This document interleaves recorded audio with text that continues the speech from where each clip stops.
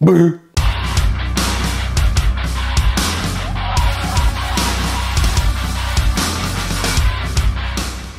Bonjour, on se retrouve pour la FAQ partie 2. On va parler des autres questions sur l'impression 3D résine, principalement sur le protocole, les utilisations, etc. Il y aura plus grand chose à voir sur la toxicité de la résine, on a tout vu dans la première FAQ. Alors, la résine doit être à quelle température idéalement pour ne pas foirer les impressions et comment faire si ma pièce est froide? Alors ça, déjà, ça va dépendre de votre résine. Ça aussi, j'en ai parlé dans la vidéo tuto 6. Chaque résine a une température d'impression optimale et une température de conservation optimale. En dessous de 15 degrés, vous vous exposez à des risques et certaines résines en dessous de 20 degrés. Donc, comment chauffer? Ça, c'est pareil, j'en ai aussi parlé dans le tuto 6. Vous avez les tapis d'aquarium, ou le tapis pour les terrariums, pour les tapis pour les reptiles, pour les insectes. Sinon, vous prenez un chauffage indépendant.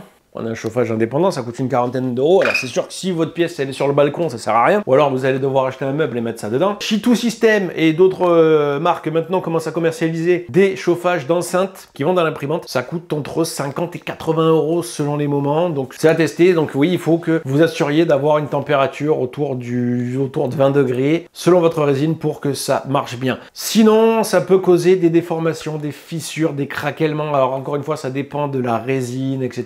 Mais si vous avez des résultats que vous comprenez pas pourquoi et que d'habitude ça se passe bien, ça peut venir de ça. En tout cas, s'il fait froid, s'il fait chaud, la question ne se pose pas. Enfin, attention, s'il fait trop chaud, ça peut avoir d'autres incidences.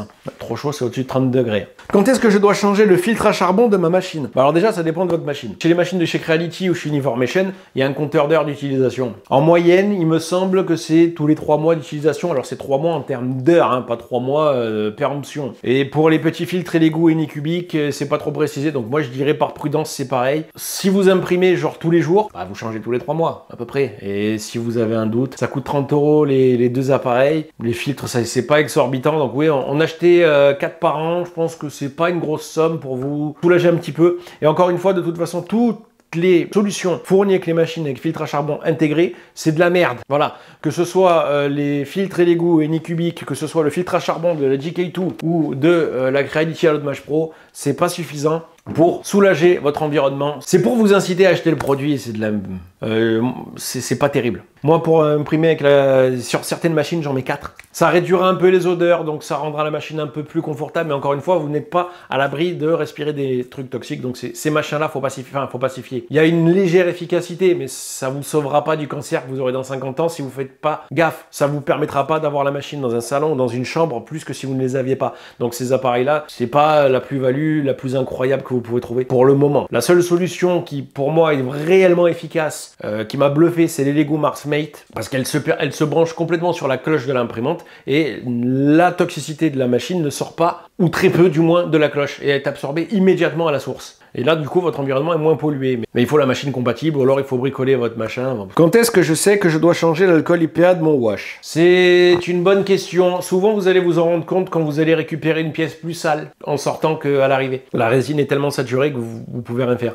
Quand vous ne servez plus de votre wash pendant une bonne semaine, normalement, vous pouvez revoir à travers, ou au moins vous pouvez revoir à l'intérieur. Si jamais, au bout de plusieurs jours, voire plusieurs semaines d'utilisation, vous voyez toujours que c'est gris, marron, enfin selon la couleur de votre résine, et vous voyez plus la couleur du wash, probablement il faut le filtrer. Doit-on remuer systématiquement la résine avant de lancer une impression? Systématiquement, non. Si jamais votre résine est dans le bac depuis plusieurs jours, voire même au moins 24 heures, oui, vous remuez déjà pour vous assurer qu'il n'y a pas un élément extérieur qui est rentré dedans. Et ça permet de remuer un peu ce qu'on appelle les pigments lourds. Beaucoup de résines ont des pigments lourds qui doivent être réorientés de façon homogène pour que vous ayez la meilleure qualité possible. Sinon, vous risquez d'avoir, même pas forcément sur le fond, vous risquez d'en avoir un peu plus sur la gauche, un peu plus sur la droite. Ça peut être, vous allez avoir l'impression que votre résine s'est mélangée avec de l'eau ou quelque chose comme ça. Ou avoir des espèces de dépôts dessus, comme si on avait soufflé de la poussière dessus. Peut-on mélanger de résine quand on arrive au bout d'une résine et qu'il faut en ajouter une autre pour finir l'impression? Oui, complètement. Alors oui, vous pouvez complètement mélanger toutes les résines et même des résines techniques.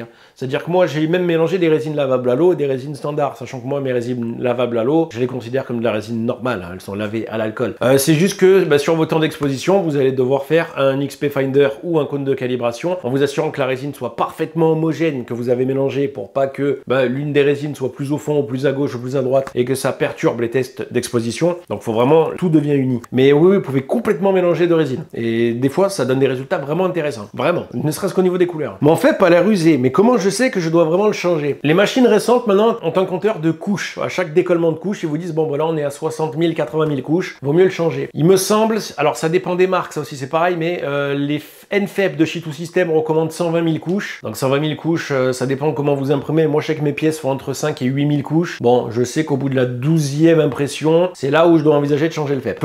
Alors 12 impressions, encore une fois, sur une machine de moyenne taille, sur une petite, vous pouvez doubler. Si vous faites, tout dépend de la hauteur des pièces que vous imprimez. Si vous voyez le moindre pet, le moindre pet de mouche, je sais que moi le premier, c'est pas pour autant que je change tout de suite, mais c'est là où vous prenez un risque d'avoir une fuite. Donc déjà, si vous voyez ça, moi je recommande, vous le changez, vous vous assurez qu'il n'y ait pas de fuite, parce que des fois vous voyez le pet de mouche, vous vous méfiez pas, vous dites non, non, ça va. Et en fait, le jour où vous retirez votre bac, vous voyez que la résine s'est solidifiée et qu'en fait, ça a pété pendant l'impression et ça s'est bouché directement dessus. En soi, votre écran n'a pas trop morflé peut-être grâce à ça, mais vos impressions vont être moins bonnes parce que l'écran ne pourra plus exposer ce truc qui s'est bouché à cet endroit-là. Donc là, vous allez avoir une perte de définition. Alors, la première marque qui peut être fait par quoi que ce soit, un support qui est resté au fond, vous qui avez décollé maladroitement, ça peut être aussi la faute à pas de chance, ça peut être un FEP trop ou pas assez tendu d'usine, ça peut être un plateau mal réglé, enfin ça peut venir de beaucoup trop de choses. Vous avez un PET, changez le plus tôt possible. Prenez pas de risque, surtout si vous débutez. Après, si vous êtes à l'aise, que votre imprimante elle en a vu des vertes et des pas mûres, ça vous regarde. Alors, j'ai une machine livrée avec un FEP, NFEP, est-ce que je peux mettre un ACF et qu'est-ce que ça implique? Ah, alors, l'inverse, sans aucun problème, vous pouvez enlever votre ACF et mettre un NFEP. Il faudra juste faire une croix sur l'impression rapide. Par exemple, la Saturn 3 Ultra, si je mets une résine standard que je la fais sortir en face, un truc de 20 cm de haut va sortir en 3-4 heures. Et avec une résine high speed, elle sortira en 2 heures. Mais avec une résine standard, ça prendra presque une vingtaine d'heures. Donc si vous enlevez votre ACF pour mettre un NFEP, vous savez que vous allez vous priver de l'impression rapide. L'inverse, l'ACF permettra à vos impressions de se décoller plus facilement parce que l'ACF adhère moins que le FEP et le NFEP. C'est-à-dire que quand le plateau se lève et décolle votre pièce, l'ACF se lâche plus facilement. Donc vous avez moins de chances que votre pièce reste collé au fond du FEP ou au fond du ACF, au fond du film. Par contre, ça c'est une hypothèse de ma part. Il y a des imprimantes avec l'ACF qui montrent un revêtement un peu granuleux et d'autres avec ACF qui ne le montrent pas. Mon hypothèse, c'est que la source lumineuse, soit au niveau de sa technologie, soit au niveau de son intensité, provoque cet élément. Pour l'instant, ce n'est qu'une hypothèse que j'ai fait moi. J'essaye d'échanger avec des gens qui se posent la question, notamment avec des Anglais, qui comprennent pas non plus. Par exemple, je sais que la M5S et la Mighty 12K et la Mars 4 Ultra ont ce petit revêtement. Là, les Lego Saturn 3 Ultra et la Lot Mage Pro ne l'ont pas. Pourtant, ce sont des ACF de la même marque. La Saturn 3 Ultra, elle n'a pas une lentille Fresnel, alors que la Saturn 3 a une lentille Fresnel et la Mars 4 Ultra a une lentille Fresnel. Là, c'est une source COB+, donc c'est des LED plus ou moins. Enfin, c'est pas des LED, mais c'est, je sais pas, moi, c'est une espèce de gros cercle qui projette. C'est pas une lentille. En tout cas, il n'y a pas la lentille. Donc, est-ce que c'est ça qui fait que, est-ce que la lentille Fresnel provoque quelque chose? Est-ce que le fait que la lumière soit envoyée comme une énergie plus diffuse ou différente, ça envoie autrement? J'en sais rien. Pour l'instant, je suis qu'à un stade d'hypothèse fait par moi-même. Hein. Donc, l'ACF, selon votre machine, peut provoquer ce petit revêtement granuleux qui, de toute façon, se voit de très très près, que c'est pas trop gênant. Enfin, ça dépend des gens et des résines. Donc, ça peut impliquer ce genre de choses. Si je pulvérise de l'alcool IPA trop près de mon bac à résine et qu'il y en a qui va dedans, est-ce que c'est grave ou est-ce qu'il faut que je vide la résine? C'est pas grave. Alors, pourquoi? C'est pas grave, mais c'est pas beau. C'est-à-dire que vous allez avoir vraiment comme si votre résine a été coupée avec de l'eau. Vous allez avoir une soupe au fond qui flotte. C'est pas grave et en même temps, ça veut dire que si vous mélangez votre résine, vous risquez de la diluer. Donc, les tests d'exposition à faire seront différents. Ça dépend de la quantité d'IPA que vous allez mettre dedans. De toute façon, l'IPA remonte en surface. L'IPA que vous allez projeter va rester au-dessus de votre bac, au-dessus de votre résine. Et quand votre résine imprime, elle prend le fond qui est collé au FEP. Donc l'IPA, lui, tout seul dans la résine, ne va pas altérer la pièce au niveau conceptuel. Par contre, en sortant, il risque d'avoir chopé ses résidus d'alcool IPA alors que la résine vient à peine de sortir et peut peut-être parfois ronger la pièce, ça peut faire des traces, ça peut faire des trucs, ça peut vous montrer des marques d'usure et rendre votre pièce imparfaite. Donc c'est pas trop grave, mais si vous voulez avoir la meilleure qualité possible, méfiez-vous. Après, si on parle de 3 gouttes ou beaucoup plus, c'est pas pareil. De toute façon, si vous en avez trop mis, vous allez voir à la surface de votre bac de résine que c'est vraiment comme si vous aviez mis de l'eau dedans.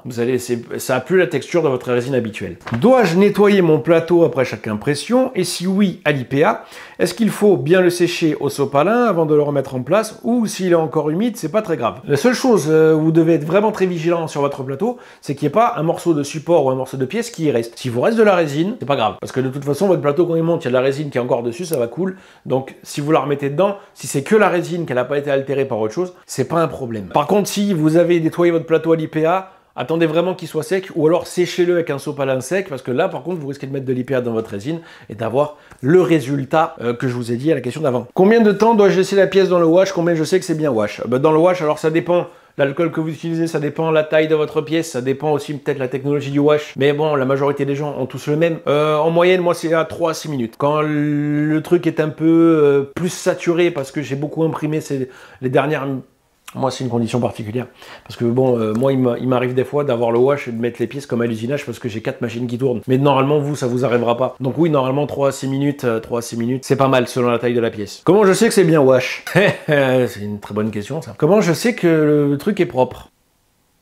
De toute façon, une fois qu'il est dans le wash, vous n'êtes même pas obligé de le laisser vraiment longtemps. C'est par prudence, c'est pour qu'en même temps l'intérieur de la pièce soit bien vidé de la résine liquide qui peut rester, que je recommande de laisser un peu plus longtemps. Vous pouvez théoriquement laver une pièce en surface uniquement avec un pulvérisateur du moment que vous êtes sûr que elle a été bien absorbée, que tout l'alcool IPA s'est répandu dessus et est tombé de la pièce. À part ça, voilà, votre pièce, vous n'allez pas voir à l'apparence normalement, sauf avec certaines résines, que ça a été bien lavé ou pas. Mais de toute façon, une fois que vous êtes sûr qu'elle a été complètement immergée, bien passée, vous n'êtes même pas obligé de... Normalement, vous mettez votre pièce avec un gant dans une bouteille et vous secouez, ça va être propre. De l'extérieur, l'intérieur, c'est un autre sujet. Et ça, par contre, voir si l'intérieur est propre, faut avoir les outils qu'il faut, sinon vous croisez les doigts et vous faites sinon, c'est pas grave. Combien de temps de cure? Combien je sais que c'est bien cure? Ah ben, sacrée question.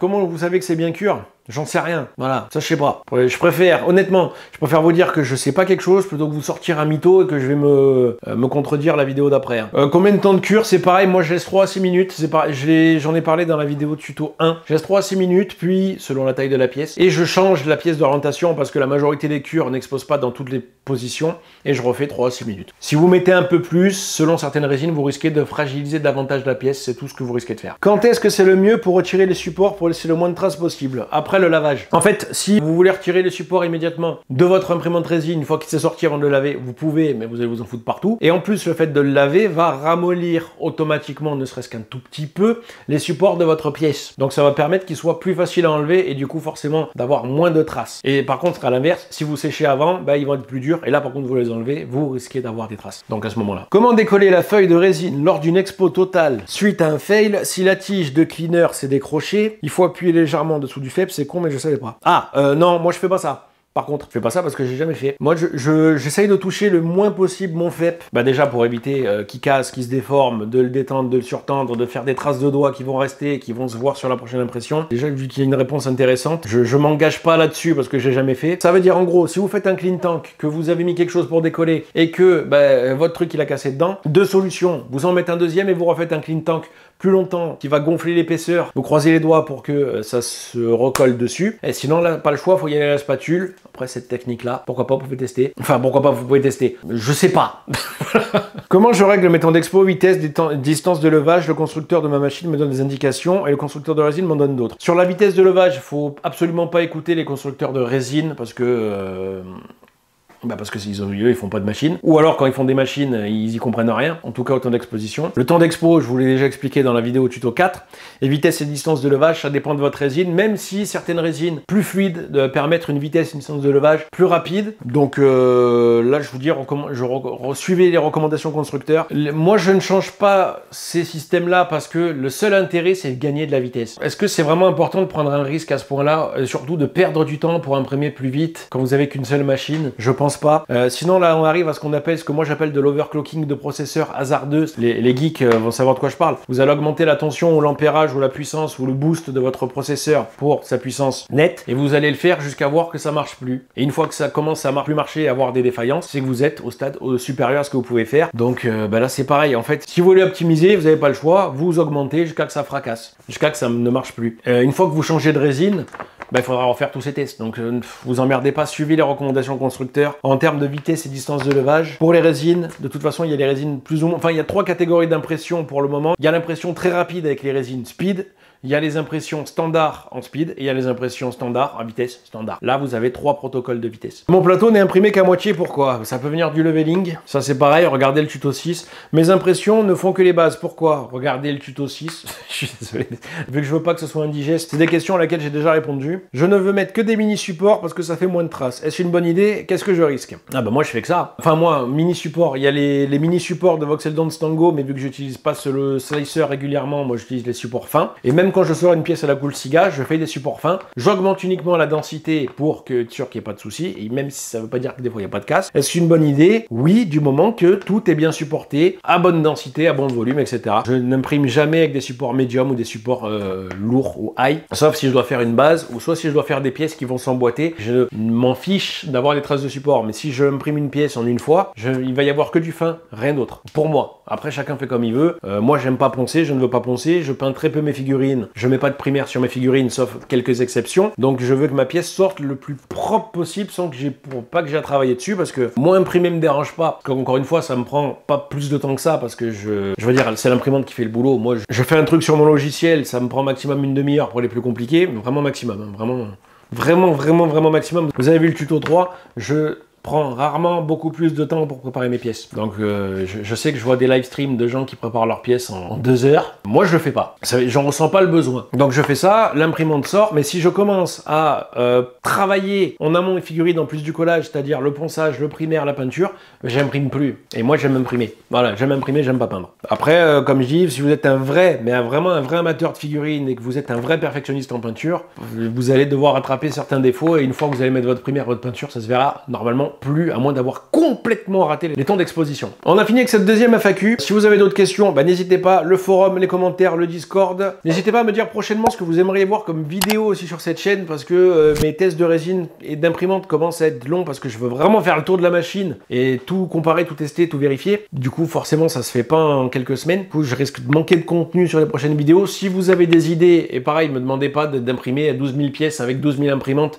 pour faire une vidéo, même si je sais que ça serait une bonne idée, ça prend énormément de temps. Et là, je suis en train de vous demander, est-ce que vous avez des idées de vidéos que je peux faire rapidement, entre guillemets. Je suis désolé, ça fait grosse feignasse, mais si vous avez des idées en rapport avec l'impression 3D, résine ou pas d'ailleurs, histoire de meubler le temps que je finisse les tests des 2 machines que je dois vous présenter, histoire que je finisse le test des résines que j'ai pas encore entamé, histoire que je finisse les 2 gros comparatifs, toute imprimante résine. Le problème, c'est qu'à la vitesse, je vais pour tester ces comparatifs, il y aura d'autres machines sur le marché. Donc bon, voilà, merci à tous d'avoir suivi la vidéo jusqu'ici. Je vous laisse avec le bêtisier. Ciao, à la prochaine.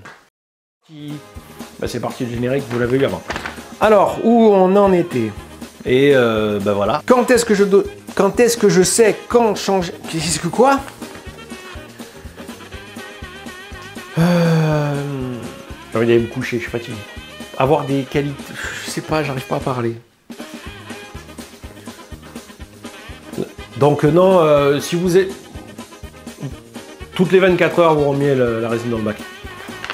J'aurais dû réviser les questions sans déconner. Peut-on mélanger de résine? Un compteur d'heures, c'est pas un compteur d'heures. Donc réellement avec ce pet, je sais pas parler. Vous avez un problème comme ça, vous avez un pet.